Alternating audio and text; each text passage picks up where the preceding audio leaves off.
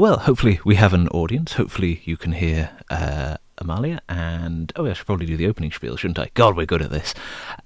So, ladies and gentlemen, and anybody who identifies as all points in between, welcome to what we hope will be an informative and, dare I say, entertaining look through the kaleidoscopic world of colour. Oh yeah, we probably have some people who need to refresh the stream, but for those that are here and watching, hopefully you have got that. Yes, we do have Tiny Flipsy in the corner. I will make it bigger just for this. But you may ask, who are we? And to introduce myself, I am Dr. Stephen Jenkins, noted disavowed user of anything bright, until of course they make fluorescent black, then I'll be very happy with that. And I am joined by definitely my anathema in that regard. Amalia, feel free to introduce yourself. Oh, I didn't prepare it. Hello, I'm a hobby painter from Norway. I really like colors, and I think it's fun to paint with colors. Yes, the opposite of Stefan. And we have a follower. But now Amalia has very graciously offered to step in after our original host, Davty, unfortunately did suffer something of a setback recently, so our thoughts do go out to him. If you do follow him on Instagram or any of those sort of things, do send him as much love, because I'm sure that he appreciates it. But hopefully he's doing all right. And because it was a requested topic, we didn't want to disappoint you all who are watching, so we shall continue with colour theory. Now, I'm confident in saying that I'm nowhere near an expert in colour. Amalia is much better at use of colour than I am. I'm not an expert. So she says. You'll see. But hopefully we can cobble together something that you will find useful, and the general outline for this session is that we'll start with a run-through of some of the major theory of colour and explain some of the oft-bandied around terms that you'll see in the painting world, but are often too afraid to ask what they mean if you don't already know. And if you do know, it never hurts to get a refresher. And worry not, we were all in the same boat once, so speaking for myself, I have to look up what they mean from time to time. Well, time to time, generally, when all the time that I'm painting, because they are very confusing. So hopefully we'll be able to clear up some of those mysteries as well. Now, during that time, Amalia will be demonstrating all of the theory in practical terms, slightly smaller in the corner, so she will be painting along as we're going along, but I will eventually make it larger so you can see what she is doing, especially because you'll probably get bored of me wittering on for a while, and of course Amalia will jump in from time to time as necessary. If we do have any questions that are posed in the chat, we will try to get to them as they come up if and when, or we will have time at the end too. And once we've been through all of the theory and all of that, I may even pick up a brush myself and do some painting, but we'll see. I may even get you all to suggest colours for me to use, unless it's highlighter yellow. Again, whoever suggests that, you know who you are. It wasn't me. No, it wasn't Amalia. That's why Amalia's been invited to co-host this one. The person that was, well, we shan't speak of them. But we begin with a look at the colour wheel, and in something of an illustrative purpose, this is in no way near a proper colour wheel. I've had to fudge some of them just so you can get an idea. I have arranged the very useful colours around us. And of course in the corner you can see the prismatically collected colours of the vampire that Amalia is painting. Now, as I'm sure some of you already know, but again, just to break it down back to basic principles, around the colour wheel we have three primary colours. They are, of course, red, used by this Vallejo Scarlet Red, blue, named by the appropriately named Pro-Acryl Monument Blue, just for this, and, of course, yellow.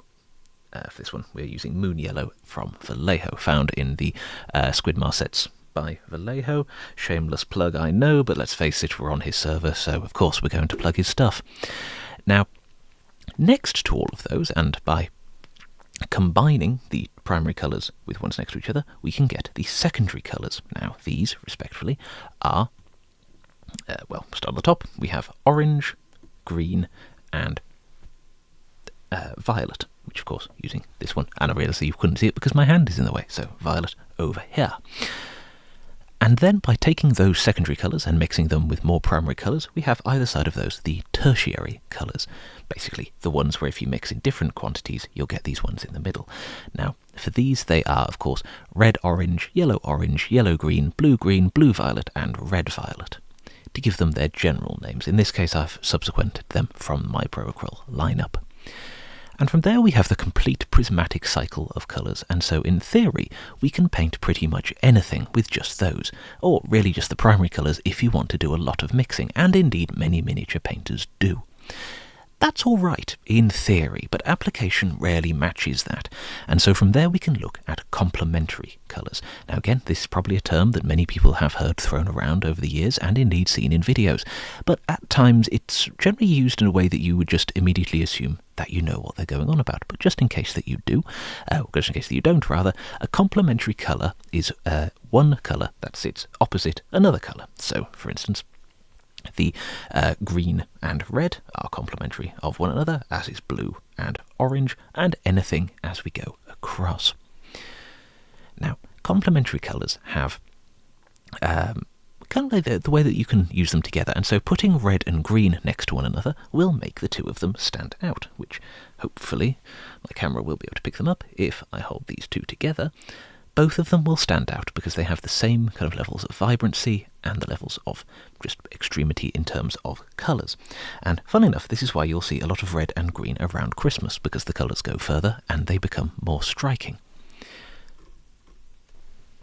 But we can get even more clever with our paints too, by adding a small amount of one colour, of the complementary colour to the colour opposite of it, you lower the brightness and indeed intensity of it. And by adding in little amounts before, as indeed Mateus very rightly said in his stream just beforehand, eventually if you add too much you turn it into the sort of like brown-grey sludge type thing, which is fine for certain painters, but indeed especially if you paint like Amalia does and not how I do, you like colour. Colour is good. So by adding little amounts of your complementary colour, you can make the perfect shadow tone for whatever you are working with, rather than simply adding black. Now, I'll admit, I have always added black to my shadows for all of this, and I've never seen a problem with it, but apparently the real painters, real of course in inverted commas, say that we shouldn't do this, for various technical reasons which I'll go into later. Now, you can also use complementary colours when you're planning out your colour schemes, where adjusting the proportions of each colour can help generate certain focal points upon your miniature. So for instance, if you have a miniature that is painted blue, having a small amount of orange on it will help the orange stick out like a sore thumb, and you can use that to pull the viewer's eye towards that certain point. And conveniently, here is one that I prepared earlier. Now, for those on the SquidMar server, you may recognise this as being my entry into the Spring Has Sprung little painting contest hosted by our Husk of the mod team. Again, he's the one who suggested highlighter yellow, so we shun him for the purposes of this class, but not in general. He's lovely. Now, as you can see, that the majority of it is painted using blue tones, such as the cape, the shield, the helmet, the sword, but everything else has orange into it. And for the majority of the piece, this was done with just blue, orange, and black and white. And everything else was just mixed into various shades of that. But as you can see, all of the orange bits next to the blue, they do stick out substantially more than if they were painted in a different colour. Same with the shield, in so much as you can see that the freehanding again sticks out and draws the eye to it. This was completely unintentional, and if anything, pulled the attention away from the face, which was meant to be the focal point of it. So at times this theory can go very much awry, so use it sparingly. But that's enough self-aggrandizement from me. We can then get on to the complex world of hue and saturation. Now, the word hue is often thrown around as an alternate to colour, and it may as well be at this point, but technically speaking, the hue is the name of a family of colours. So, for instance, if I hold up these three, again, neatly, carefully prepared by my previous one, as well as, let's say, this red as well that we've used into our thing, all of those are reds. But of course, we would identify them as this one being Scarlet Blood, nice fancy name. We have Burgundy, Red Oxide, and Bold Pyrrole Red. Now, all of them belong to the same family, that of course of the reds, and so we know them to be there. So, as we can say, hue is to show the family of colours, but generally we would just use it as an alternative to colour. if in case you see it used in that regard. Now, saturation is another term thrown around, and quite a lot of painty types like to use it to talk about the way that they have generated colour schemes or all of that. Some of them may also use the word chroma or intensity as it's known to its friends, and it's just basically the level of brilliance or the vibrancy of the colour. If a colour is quite dull, we say that it is desaturated. If it's very intense, it's saturated because quite literally the paint is saturated with pigment. Now, desaturation can occur in a number of ways, and they're quite useful to know when you are mini painting, as you can really show off a paint scheme by doing them. Now, if we turn to the corner, and I shall make her window bigger just to embarrass her for a second, we can see that Amalia's vampire, we can see that of the hair of the vampire is very much saturated, highlighted with white that is desaturated. On the skin, we can see that the shadows are purple, and indeed, Amalia's follow suggestion, that has a very saturated pink, followed by a desaturated thing going towards the bottom. So, knowing about saturation and desaturation can be useful in any number of circumstances, the majority of which you will notice when you're planning things or even doing stuff out. And now to put her onto the spot, do you consider saturation or desaturation when you're planning your colour schemes, Amalia?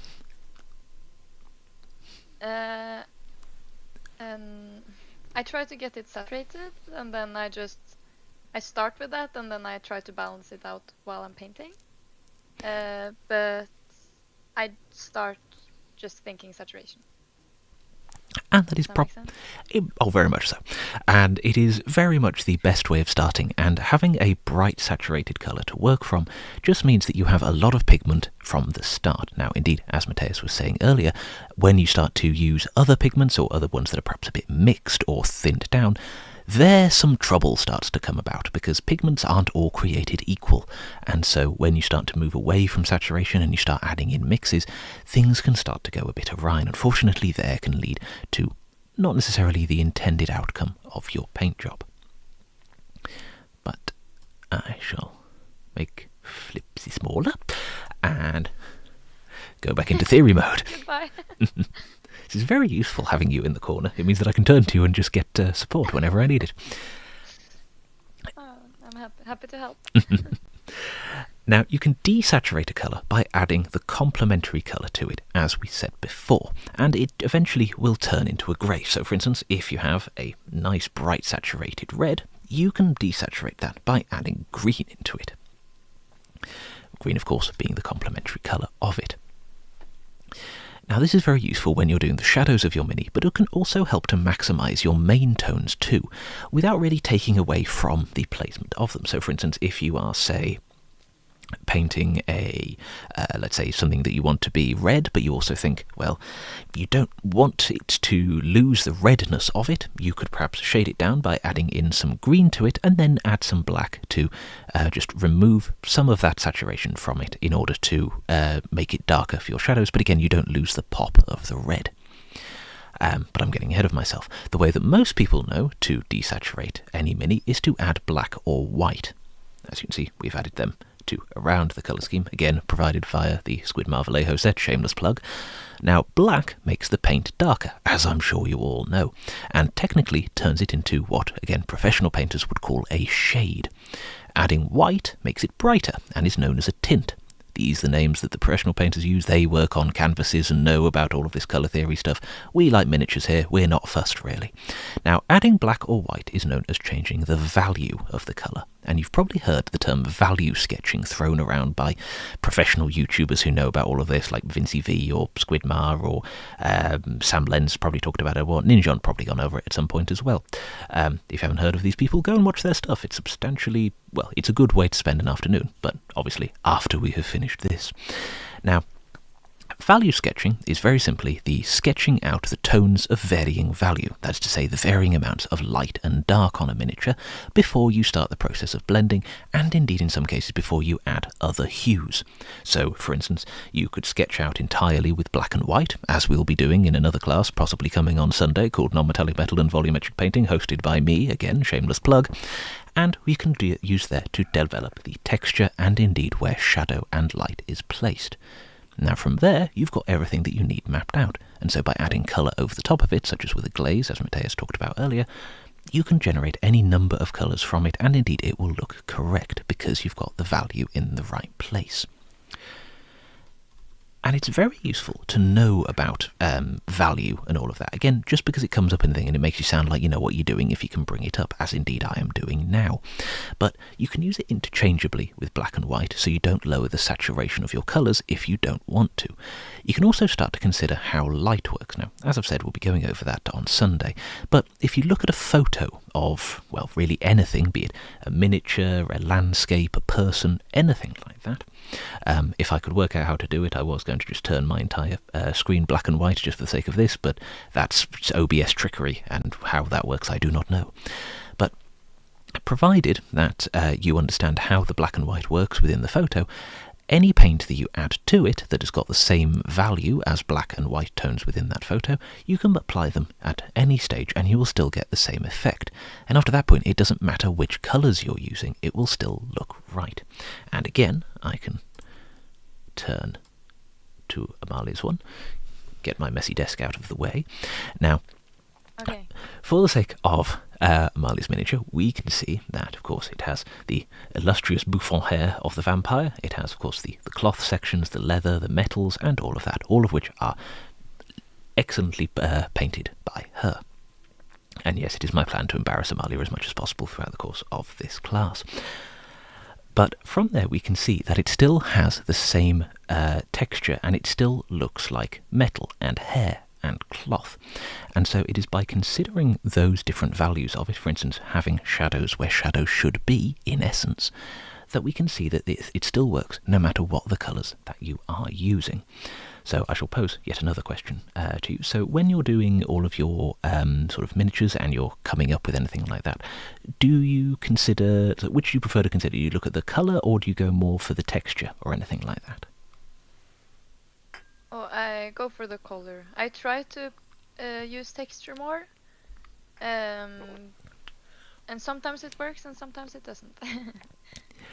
I like trying to make it look like silk or something. I don't know. Like the cloth. And do you often find that when you are using these various things and you're looking for the texture, do you find that there's like a set range of colours that you go to, or do you just prefer to go with ones that you like the look of at the time? Oh, I just go with whatever. But at the same time, I feel like it's easier if you are familiar with the paint and you have used it before in something you know how to do. So that when you, for example, attempt stippling that I'm trying to get better at, it's more difficult if I'm using paints I don't usually use, or colors I don't usually use. Yeah. Does that make sense? Oh, definitely. And so, yes, as we can see, by considering the texture that you're going for, again, it doesn't matter which colours you want to go for. You can go for the overtly prismatic, kaleidoscopic blend of ones, as indeed Amalia does, or, again, if I make you a little smaller again, you could look at it from the perspective of, for instance, the way that I paint, by having an absence of colour into mine. Now I need to get my camera to focus, so let's see, there we go. Now, comparing these two vampires, it's oddly fitting in this case, you can see that obviously Amalia's has a great wealth of colours, mine really But yours doesn't. have pink in it too, right? It does, and funny enough, In armor? it does, and that brings me neatly on to my next topic, if I can bring up my notes. And really the way that you use colours and the way that you implement them onto the Mini doesn't necessarily have to be a conscious decision, and in many cases it will be completely instinctual, to the point where, if I find a brush so I don't rub all the paint off, we could say that by approaching anything from the perspective of, I know that this needs to be metal, for instance. Now, from there, we can see that obviously it needs to have shiny bits where the shiny bit should go, darker bits where the shadow bit should go.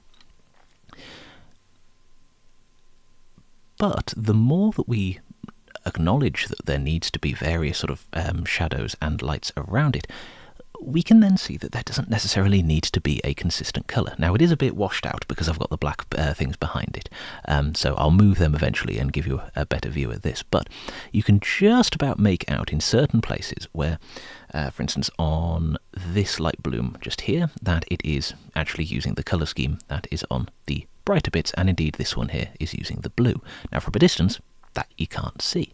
Now, you can also see again on some of the pauldron armour that again there is a bright pink mixed in with it. I know, anathema to me obviously, but adding these colours in can help to have that visual interest and can draw the eye into certain bits, so creating what I mentioned earlier with those focal points. So again, by understanding colour theory, even if it's not a conscious decision, you can do a multitude of things with it. But to go back to the background, we'll return to our theory.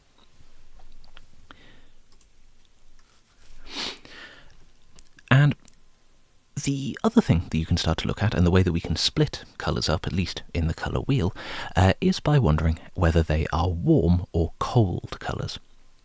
Now, on the colour wheel, we can draw a line, which I shall use using this brush, from the sort of roughly around the sort of red-violet line, so about there, through to the green-yellow onto the other side. Now, all of the colours on this side of the colour wheel are cold colours. They're normally the ones that you will see around this time of the year in the winter, especially in the nature, but you will also notice that they do have more of the blues towards them, as blue is a naturally cold colour. On this side, we have the warm colours. Warmer, of course, as we will know, are associated more with the summery kind of things, and indeed for a lot of the ones that Amalia is using on her vampire. And these can be used to draw the eye to certain places as well, using the contrast in temperature. Now, you'll have probably heard, again, professional painters say things about like temperature contrast and all of that. That's basically what it means. It means the difference between warmer colours and colder colours. And this is predominantly used because when we are looking at things, especially just in nature, warmer colours draw the eye more than colder colours, and so if we, for instance, look at Amalia's vampire again, the eye is immediately drawn towards the hair of the vampire because it is the brightest point, but it is a warm colour there. Now, if that was a colder tone, and it was, for instance, say an ice blue, for instance, it would push the eye away from it. Now, it would be bright, but because it's a colder colour, that recedes further away into the thing because of just the way that light travels from there. Now, as go back to basic science here, in light, when it's broken up into all of its different colours, red travels the furthest because it has it's either the longest or the greatest wavelength or something like that. It's been far too many years.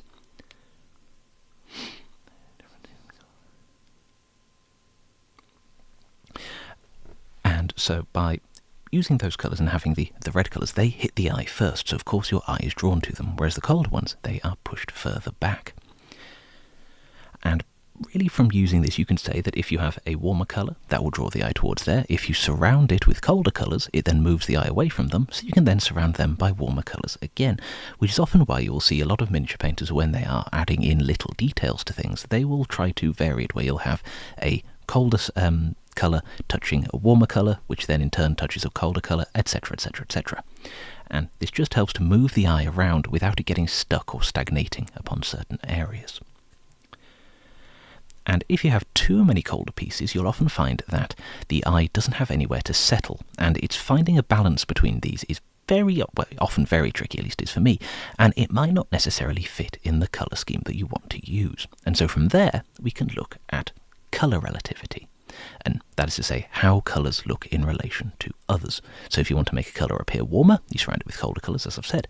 If you wanted to make it look brighter, then you would, for instance, add a duller colour next to it. If you want to make it look more dull, you put a vibrant colour next to it. And all of those. Now, in terms of expert use of vibrant colours, we can again look at Amalia's vampire. And so from there, we can see that it has very bright pink hair. I will allow you to do some painting for a bit before I interrupt you again, I promise. But we can see that it has the brighter pink hair, but it has while it's still a saturated tone into the shadows, we do have this slightly duller skin tone, because of course, skin of undead has a lot of white into it. Then, next to that, we have the magenta corset, and indeed the faded magenta cloth from that. And from all of those, we can see that it's going from a warmer tone at the top to a colder tone in the middle to warmer tones there. And then, of course, because if by the looks of it, I'm going to guess that you've used either ice yellow or ivory in the highlights of the gold, we can then have those that have, of course, a colder tone on top of that as well. So again, we have cold elements there. So as you can see, temperature and colour theory all working, again, probably before your very eyes if you've been watching. I can do one comment. Yes, absolutely. Do you want me to make you bigger? I didn't consider any of that when I painted it. The only thing I was thinking about was gold. I wanted it bolder because of all the like reds, and then to make it blend or work together with the rest of the mini, I put also purple in the base of the gold to help harmonizing it, if that makes sense. Yes, absolutely. And so, as you can see, again, these are things that I think, as both of us would agree, colour theory is something that, if you know about it, all well and good, but you don't have to implement it consciously whenever you're painting. In fact, the majority of painters, I would say, don't. They just find reasons for it afterwards to sound smug. Yeah. And as Amalia said, having all of these colours where you do note things that your prints, for instance, if we use the gold, for instance, having a purple as a shadow helps to add certain tones to it, but then your highlights can even be had temperature within that area and even when you're built on top of them. And from all of these, this is how you can really start to play with colour, and you can start to experiment more upon your miniatures to get them so that they do either pop a lot more or they draw the eye a lot more. But, I hear you ask, what the hell does any of this have to do with me actually painting? I want to know how to create colour schemes and all of that. Well, I'm glad you asked. And as we've only covered the theory, you probably could already know all of this. Some of you probably do already know of this. I can see the names that I recognise in the chat, and all of you are excellent painters as it is. But I personally never go into painting with a predetermined scheme in mind. I think you're the same, aren't you, Amalia? You don't generally go in with anything planned out. Only an idea of what I want to do. Yeah. For this one, I really wanted the pink hair. And it can be skin. And it can be as simple as that, by having the just one element of it fully planned out. I mean, I've done it similar with mine, or it could even just be like a story that you want to tell with a miniature, or a general theme that you wish to get to.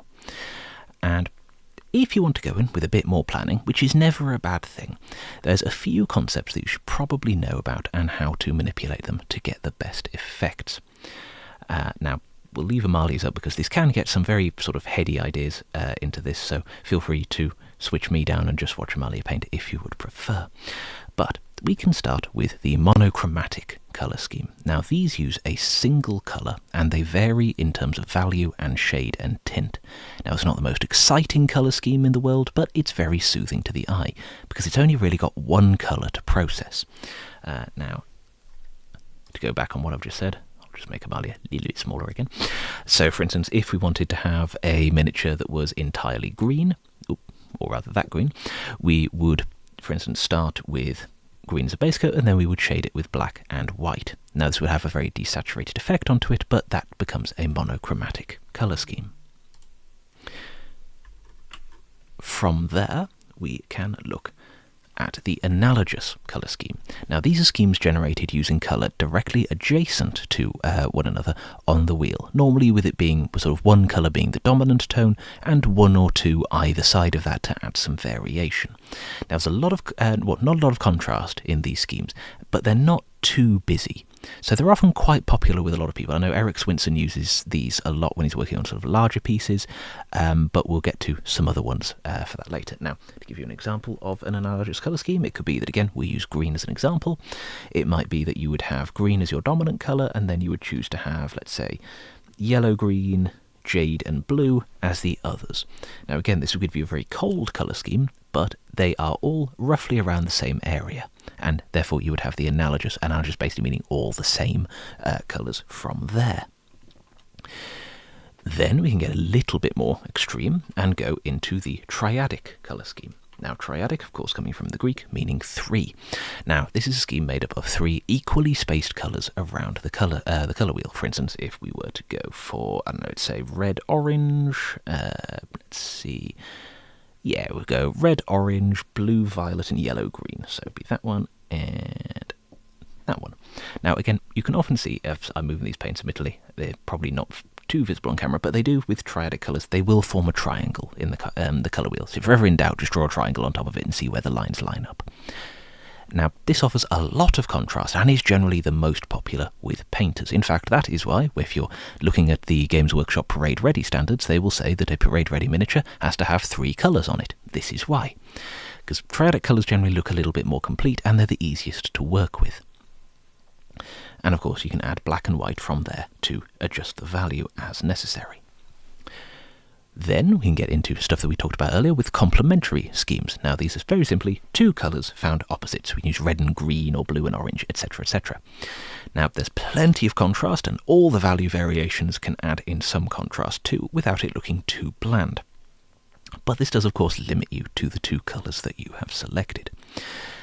From there, we can say that once you've got a complementary scheme done, but you might think, right, I want red for my main colour, and so I'll add green for my complementary colour. But what if you don't like the green that you've got, or you don't like green in general, and you think, well, I want a little bit extra? Then you can go for split complementary. And of course, we can look at moving one step over towards the blue tones, so we would go for our green-blue, and you can look for the other side going towards the yellow tones, and we get our yellow-green. Now, it's very much like the standard complementary colour scheme, but it doesn't render quite as some of the extreme results as pure complementary, and this can be very useful on minis in order to create that sort of colour harmony between them. Because you're not going for straight complementary, they're a little bit closer in tone, and so you don't get as extreme results. A lot of Space Marine chapters are done this way, apparently. And from there, we can also go on to the analogous complementary scheme, which is a combination of our 2 things. And if I was in full lecturer mode, I'd get you all to put this into the chat, but I realise it's Friday night, no one wants to go into that. So if we use our continuing example before, we would have red onto one side, and then we would go for the analogous side. We would look at probably green, the 2 either side, and maybe a blue in as well. Now these can get a bit busy because you are adding so many other tones to it, but because you have got the contrast there, some of them will be darker because of it. And again, when you're dealing with more than probably 3 major tones, it's good to select which one is going to be the most dominant one. Again, if we use Amalia's Vampire, we can see that magenta obviously is the more dominant tone of the entire piece, so that draws the eye, and then all of the others are supplementary.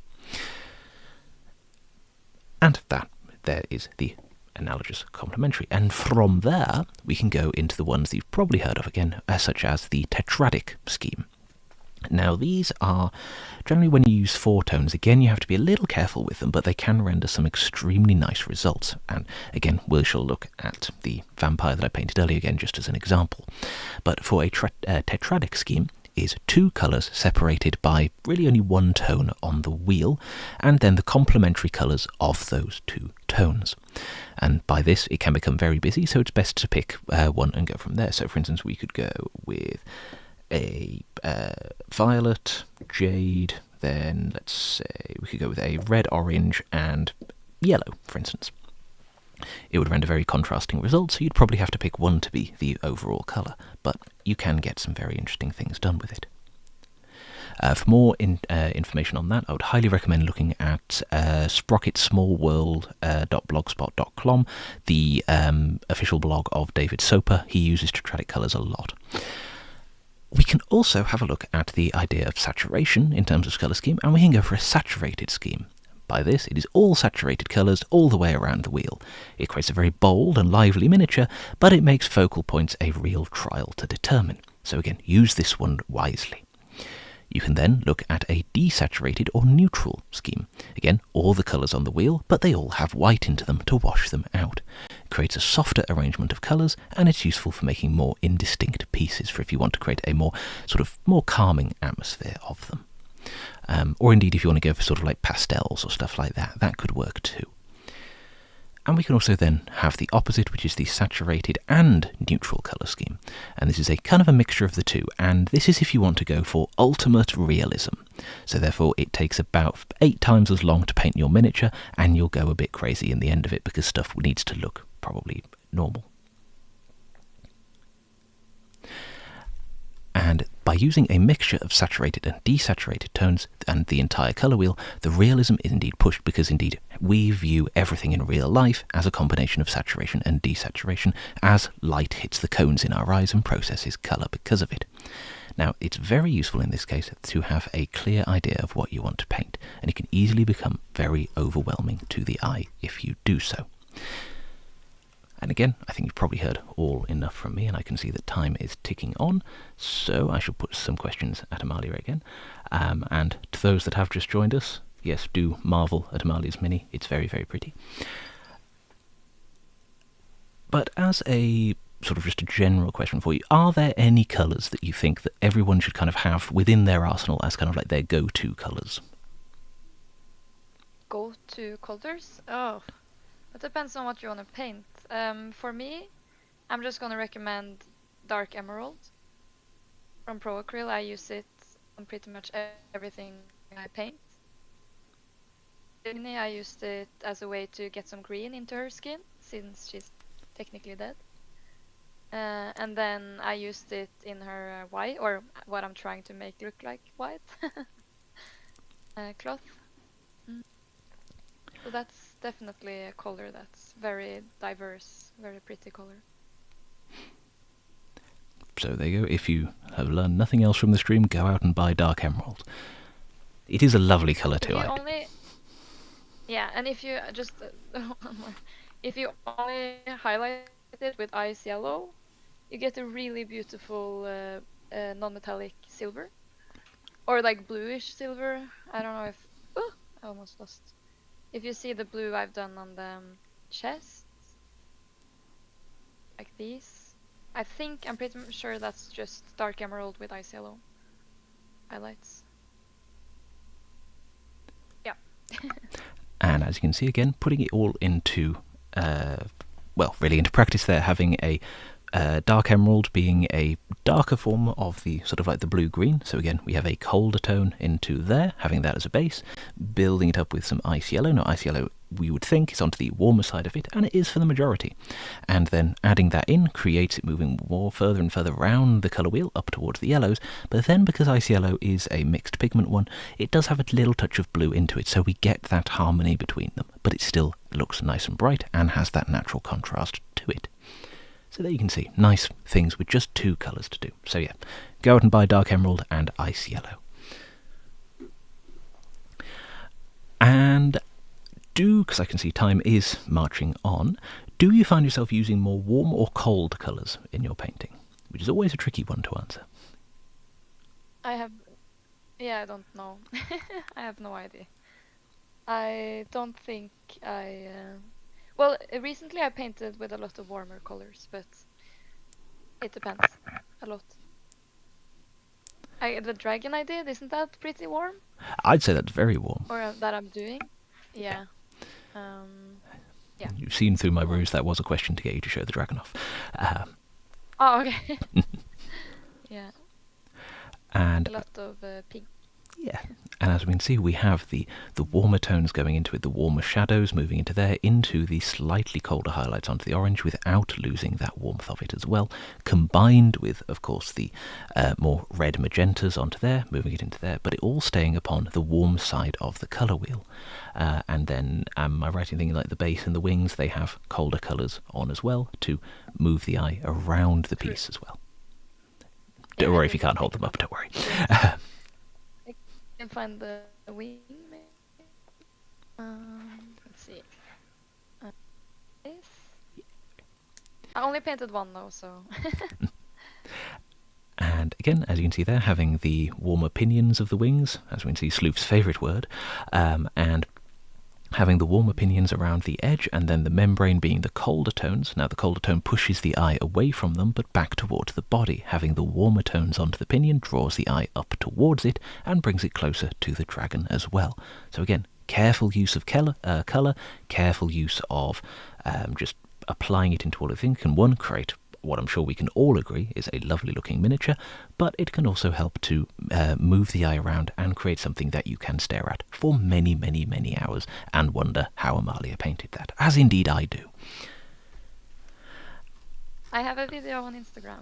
And go and see her Instagram. It is... Or just the orange skin. Well, go follow it anyway. If you wonder how it was painted. And as it is 10:02, and I understand that there is the Drunken Bass community event appearing on the SquidCon channel, unfortunately, what a damn shame I won't get a chance to do some painting with some obscure colours. We'll have to save that for another night. But we start, I'll go backwards into the chat, with a question for you, with what colour is on the base of your vampire? On the base? Oh, it's purple from Big Child Creative. For this model I used a lot of Big Child Creative paints. Yeah, but I only based it, so... He meant the base, right? Yeah. They meant the base. I'm gonna try to make some marble if I can. Ooh. So there you go, even more reason to go and follow Amalia on Instagram to see how the base turns out. We then have, what would be the best approach for someone who wants to start with monochromatic painting? Do you want to answer that one, or do you want me to? If I will, you have to explain very quickly what it is again. So monochromatic painting is having a single colour and then using black and white to make your shadows, but it's only really using one major colour in it. Okay, you should answer that one. Okay. If you want to start off, the first thing that I would do is I would say, using the colour that you wish to use, put that onto your palette, and black and white, or indeed any highlight tone that you wish to use. White's probably the best one to go for monochromatic. And then just start mixing your tones around and see which colours you can create with it. So have one that is sort of 3 parts black to 1 part your general colour, and then do the same thing with 3 parts white, and then create a gradient from there. For more look at mixing paints and gradation and all of that, do see Mateus's stream from earlier when the VOD goes up, if you weren't watching at the live version. But after you've done all of that, you can start to think that, well, your ultimate darker one, which is the one with the majority of black in, that's probably your deepest tones for the probably your shadows and indeed your recesses, or anywhere that is perpendicular to your light source. So if we use my version of the vampire that I was going to paint, but I forgot. Anything that is basically facing the underside of it, those would be your deepest shadows. So you'd start with that. You would then look at anywhere whereby the light is hitting it, and you would say, right, so in the case of this, realised that I've accidentally put Amalia in the way. There we go. Now we can both appear onto the screen. So, for instance, you could say that anywhere that is just in a mid-tone, we would use the colour that we want to have, so whichever colour you want to have around the colour wheel. And then for the brightest tones, you would look at those that you wish to add the white to. And you'd start off by just basically blocking those in with very thin paint painted very loosely over it. Just so you can see, so you've got the light where it should be and the shadows where they should be. And then it's just a case of blending it and reinforcing the colours. So for instance, if you want to add a little bit more saturation here and there, you add more of your main colour. If you want to just adjust stuff, you glaze in from there. But that would be all that I would say to start with monochromatic. It's a very easy way of painting towards it, because all you just need to do is look at light values. Now, if you're struggling for where light values could go, obviously, as I said, we will have a class about that on Sunday, but the first thing that I would say to do is take a photo of the miniature that you wish to paint, and then go into your camera app or whatever that you've got, or the photo editing one that you'll have on your phone, and then just remove the saturation from it or put it into a black and white filter.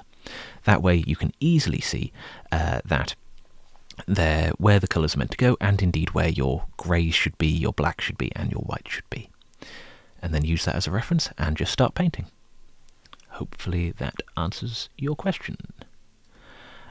And then I think we had one more. Would there be any difference using the colour wheel, using complementary others in vibrant miniatures in contrast to ones that are not as colourful? Well, as we've said, colour theory is very much something like you can know a lot about it, you can do all manner of learning about it in order to understand it, but generally a lot of it comes as instinct. To quote the great Francis Bacon, whenever he lets instinct take over, his work becomes better, and he doesn't make deliberate decisions there from his collected exegetical knowledge of painting throughout the time. That is to say, all of the stuff he's done before. From there, you can paint however you want, but if you are, for instance, let's say you're working on a miniature and you've already started painting some of your mini, but then you can't quite decide which colour to do something else or a part of it, then looking at a colour wheel is quite useful because you can start to map out where you're going. And I can use my vampire for that again. Put him over this side this time.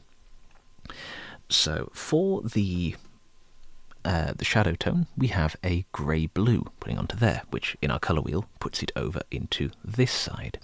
For the highlights, we have a faded pink colour, which puts it over here, which is covered by Amalia, basically where the head of Amalia's vampire would be on the colour wheel. If I zoom out a little, we then have some yellow onto it, which is across the other side of the colour wheel, which then goes into gold. And really the only conscious decision that I made when I was doing all of that was that I wanted to have this specific faded plum colour in the highlights of my brighter side. And that was it. But it is from there that we can see that we have developed a colour scheme from that. And it does work within the realms of the colour scheme, and in fact becomes a split complementary colour scheme in general. So really, there's no difference in implementing or using the colour scheme, so for instance with complementary colours or anything like that, versus vibrancy in colours versus ones that are not as vibrant. It's more about how you put the colours onto the mini, and indeed how much you wish to desaturate them. That was a very roundabout way of answering your question, but hopefully it does.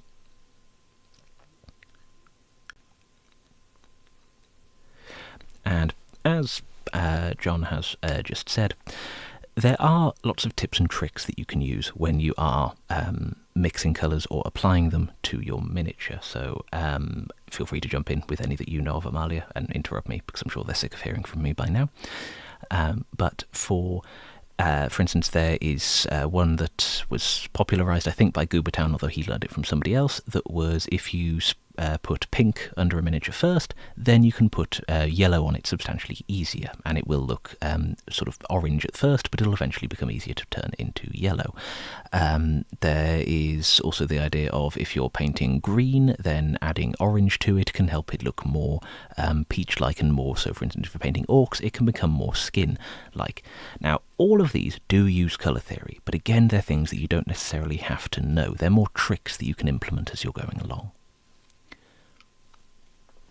I also think that figuring out where to use ice yellow and where to use ice blue for highlighting can make a pretty huge difference, because if you use ice yellow on pink, it starts looking like this in her in the middle here. It starts looking very fleshy, and you kind of lose pink.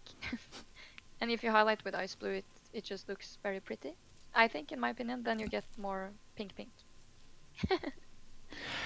Does that make sense? Yes, and it's again one of those things of choosing whether to use a warm or cold light in that regard.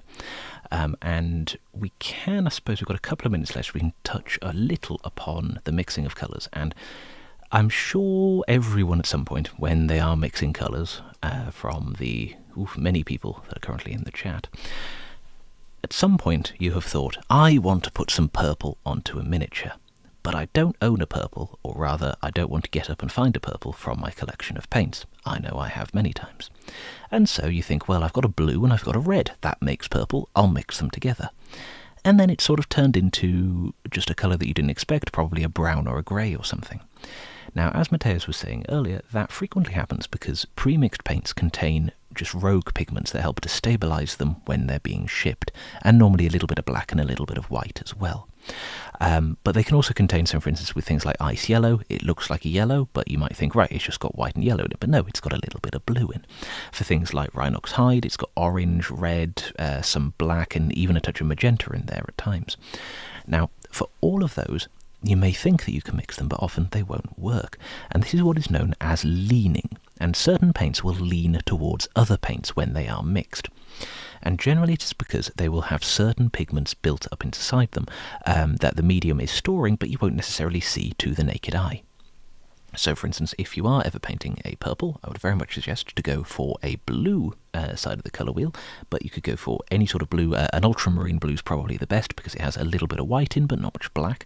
And then rather than going for a red, go for something that is one step closer towards the blue around the colour wheel. So going for something like a magenta might work instead.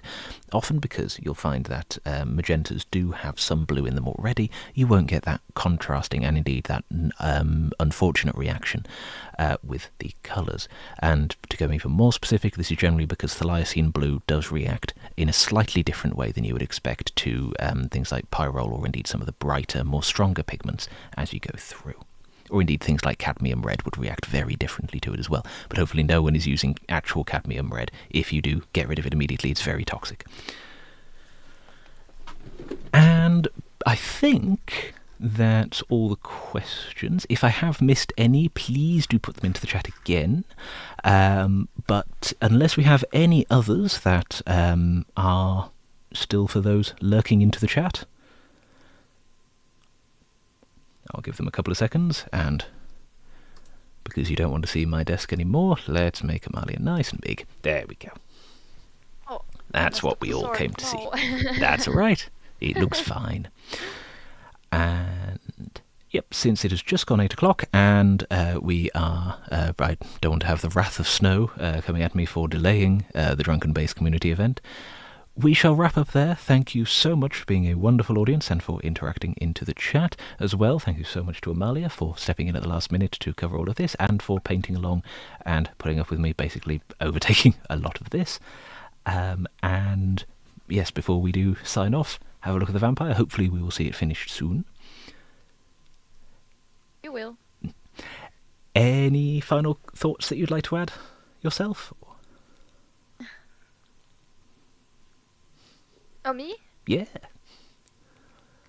Final thoughts? Thoughts or comments or anything? This was very nice. Thank you so much for having me.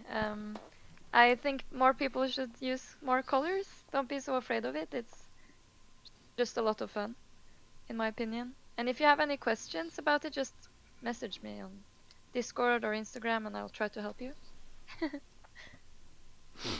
And as addendum to that, it's all lies. Actually, colours should never be used. Everybody should use desaturation, and the whole point of this class was completely irrelevant. And that's my final 2 notes. Thank you so much for watching. Don't listen to me. Colours are much better.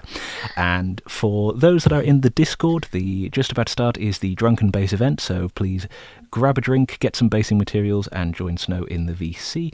If you aren't part of the Discord, the Patreon link is floating around the chat, and I'm sure that our various mods have posted it at some point. On behalf of me and the moderation team, thanks for making the kickoff of SquidCon a success. I shall see you all again on, tomorrow night on the Discord for the Painting Roulette of Doom, and I shall see you on Twitch at for the non-metallic metal and volumetric class coming on Sunday afternoon. Right, and with that, we shall bid you all a good evening, have a lovely rest of your Friday, and we shall see you anon. Now to see if my camera will keep up while I wave.